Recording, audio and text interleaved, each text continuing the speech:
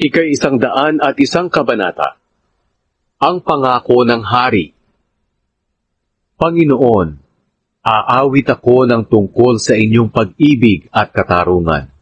Aawit ako ng mga papuri sa inyo.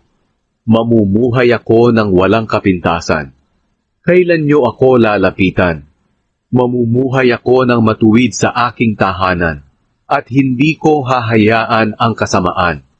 Namumuhi ako sa mga ginagawa ng mga taong tumatalikod sa Diyos, at hindi ko gagawin ang kanilang ginagawa. Lalayo ako sa mga taong baluktot ang pag-iisip. Hindi ako sasali sa kanilang ginagawang kasamaan.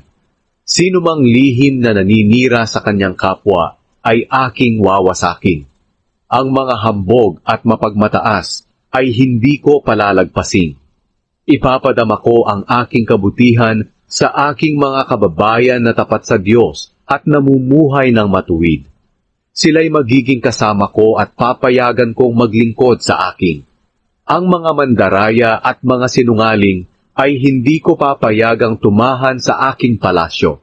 Bawat araw ay lilipulin ko ang mga taong masama. Mawawala sila sa bayan ng Panginoon.